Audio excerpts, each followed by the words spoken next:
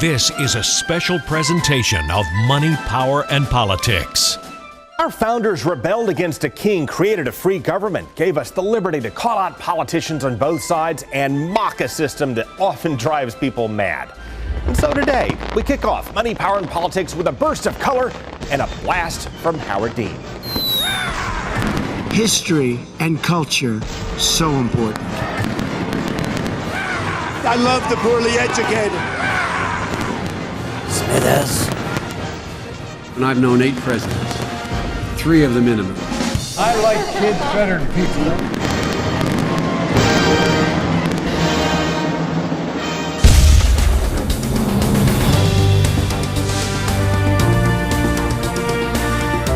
Republicans and Democrats will tell you Washington is a mess, and we'll call out 3 big reasons why. 1, the growing influence of money pulled them apart.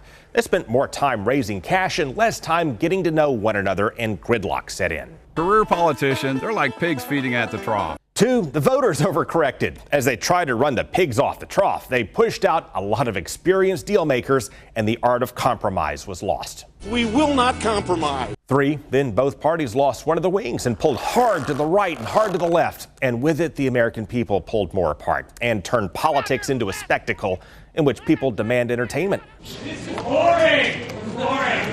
Tell some jokes. Tomorrow they will say, Donald Trump rants and raves at the press. I'm not ranting and raving. I'm just telling you, you're dishonest people.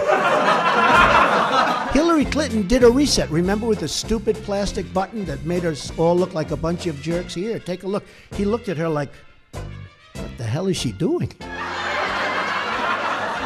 I guess it was the biggest electoral college win since Ronald Reagan. Yeah, both parties have failed to find answers here. They love to tell us what they're against, which mostly involves whatever the other side is for. But they struggle tremendously on policy and vision and substance, things that happen to get drowned out by a flood of drama and distractions, sometimes perhaps by design. And given the state of our politics and the state of our government, I want to show you where this may be heading now in our annual State of the Show. Mr. Speaker, the President of Money, Power, and Politics, Mr. Craig Patrick.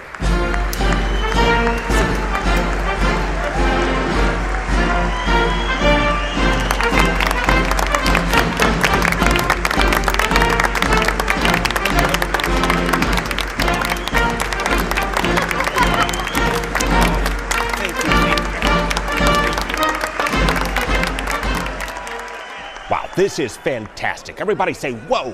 Whoa. Thank you. We want hard-working families to have a better future for their kids. Strong economy, shared values, platitudes, canned statements, jobs. Tonight, the days of pandering and manipulating for personal gain are over.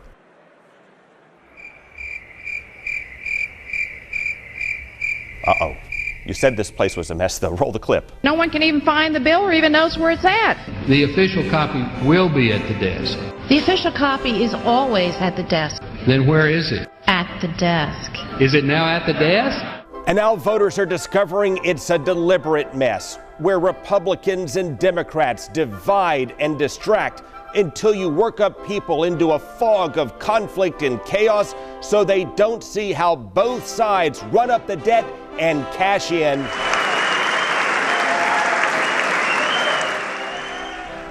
You weren't supposed to clap at that part. Okay, we have a problem here. Here's a, take this note if you would please. Hand this over to the Director of National Intelligence. I think you wandered into the wrong room again. I just got a note saying I'm at the wrong hearing. Oh, okay. But I'll go try to find out where I'm supposed to be. Okay. Thank you. And that brings us to our other new seating assignments. Everyone, please get up from your seats. Very good. Let's start with everyone who's been fired or called the president a moron. Yeah, please move up to the empty bank of seats up front. Don't worry, they won't be empty long. Meanwhile, those of you who have said other things you now regret. I hope you were as much fun on that dais as you were on your couch. Oh, my Lord. Yeah, you also need to move up front, not in the middle there. No, move over one. There you go. Now, justice is up front. Very good. There you go. Don't look too enthralled. Remember, Merrick Garland is watching.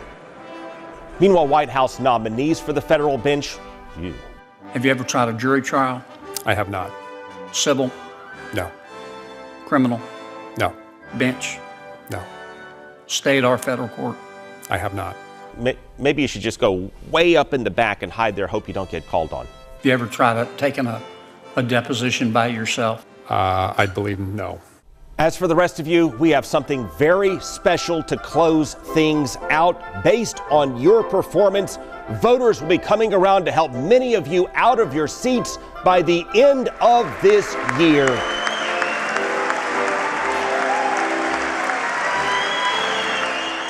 Thank you and good night. All right, when politics get small, big issues like healthcare tend to go unaddressed because it seems to be too complicated for either side to figure out. So to help figure it out, we came up with a little guide here in the next edition of Trail Tales. It's time now for Trail Tales. Okay, today we have something very, very special. Lion King! No. Greatest Showman! Sort of. No. This is making health insurance easier. Health insurance reform for beginners. Yay! That's great. It starts with something they all say we need. Healthcare! Yes. Then both sides vote on changes they don't even read. Did you actually sit down and read the entire bill? I will fully admit, Wolf, I did not. They called it affordable care for when we get sick, but the man who helped write it said it was kind of a trick. Lack of transparency is a huge political advantage. We are here today to beat up on Jonathan Gruber for stupid. Stupid. Absolutely stupid. Stupid man. I behaved badly. Democrats really wanted health care for all, but then Republicans promised health care for all? Everybody's got to be covered. This is an un-Republican thing for me to say. Universal health care. I am going to take care of everybody. He left out the part when he ran that his plan was to wait for Paul Ryan's plan, which came with a flip and a Freudian slip. We're not going to give up on destroying the healthcare system for the American people. He said the House plan was the best that he's seen. Until they said it's not popular, then he said it's mean. What we have is something very, very incredibly well crafted. Mean. That was my term. This is a great plan. Mean. And after all of the promises of repeal and replace, and that's going to take place immediately after we go in, okay? Immediately. Watch the plan fall apart and blow up in his face. You're going to end up with great health care for a fraction of the price. They wiped out the mandate but kept the law at its core. What? Yeah. So many still have no care while premiums keep costing more. Nobody knew that healthcare could be so complicated. So they moved on to stuff that's not quite as immense, like Kanye the Eagles and building a fence. There could be some fencing. What about a wall? Well, yeah, they're building a wall, yeah. So the healthcare debate just continues to hang because it's too much for Congress to even explain. And I think the best way that I could explain back the CBO routinely and so this estimate on the impact of the ACAs, what percentage of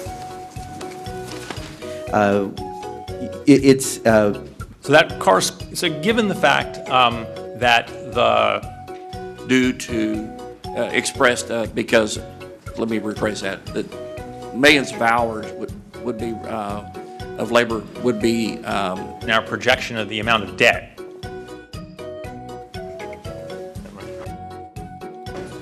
I'm having a hard time understanding how that could possibly make sense. That's right. The end. Yeah, Republicans dominate Washington but could not pass health care reform because it's divided from within. President Trump is taking the GOP in a very different direction on trade, the economy, and approach to foreign policy. And it is driving a war within the party that is not going well for the establishment Republicans who resist. I've weighed in on the Republican divide for the past 3 years with a documentary series, or actually you should call it a mockumentary series, on how historians might explain this to our kids.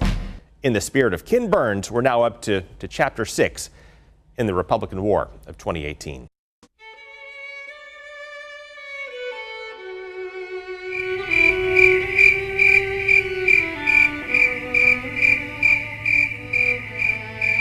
Fire and fury gave way to negotiation.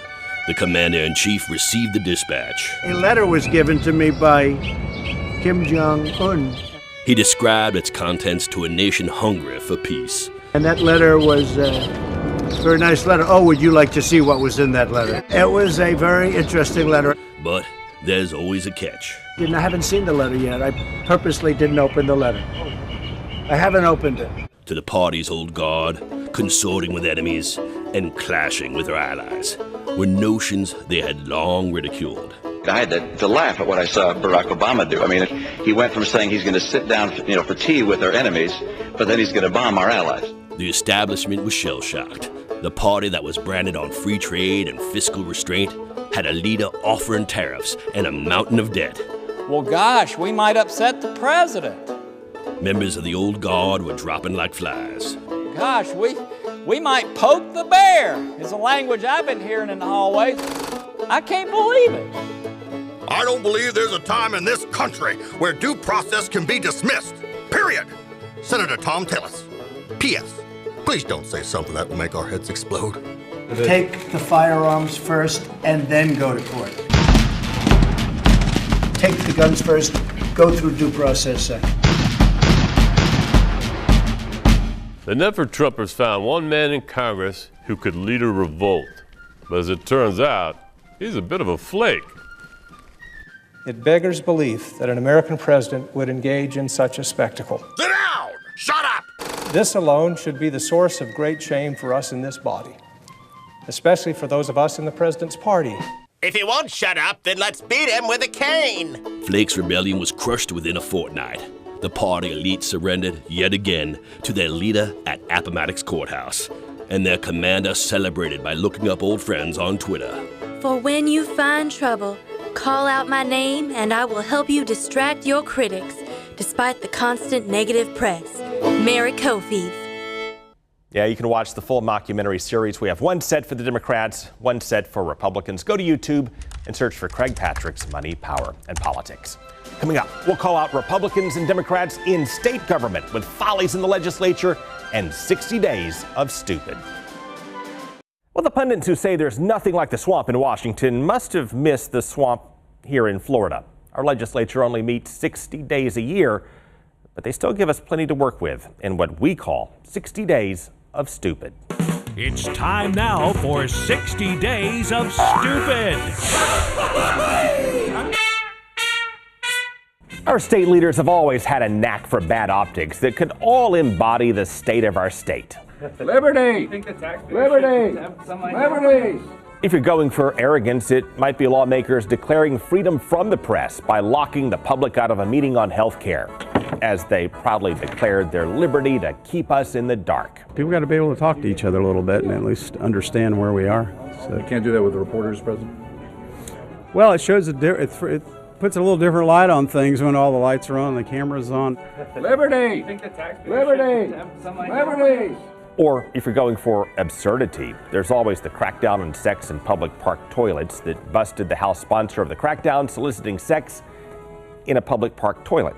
I wish this situation to no one. Or if you're going for tone deaf, you could always call up Governor Scott ripping politicians who support jobs out of state. They don't understand how jobs are created. In an ad he shot in Washington. Politicians in Tallahassee don't get it. Or the governor rolling out his Florida First Jobs tour on a bus from Tennessee. Oh, gosh. Or the governor unwittingly insulting the King of Spain, who was racked in scandal for shooting an elephant, by asking about the dead elephant. I've ridden elephants. I've never tried to shoot one. But if you want to combine lack of awareness and terrible optics, here's the video that may best define the state of our state. Yes, State Senator Daphne Campbell celebrated her birthday with a campaign fundraiser, and they showered her with gifts. Actually, the real gift is inside that plain brown bag. She got a Kate Spade purse from a lobbyist who literally carries handfuls of cash in his coat pockets. And there's the lobbyist stuffing her new purse with cash that she did not report. Thank you! He's a lobbyist who pushed for medical legislation, and she's the senator who sponsored it. When asked, she said, "People can't donate to your birthday anymore." They both said they didn't really exchange that money and that this moment was just a joke. But she may not want to joke about that sort of thing, especially after she's filed inaccurate campaign finance reports and has been slapped with IRS liens, and her company was investigated for Medicaid fraud, and her husband and son were convicted of money crimes, and because a lot of voters already think our state government is a joke. Liberty! Liberty! Liberty! Now, the good news is that politicians answer to people, and people on both sides are getting more engaged, and some lawmakers on both sides have plans that could make our government more transparent and less defined by the bad optics they often project. We'll work through those plans in the coming weeks on Money, Power, and Politics. Coming up, we'll focus on gun policy, changes to try to reduce mass shootings, and a big part of the problem that politicians often miss. Well, the rash of mass shootings raises some serious questions about our culture, the media, and what can motivate mass killers. And we have some thoughts for the politicians and we the people.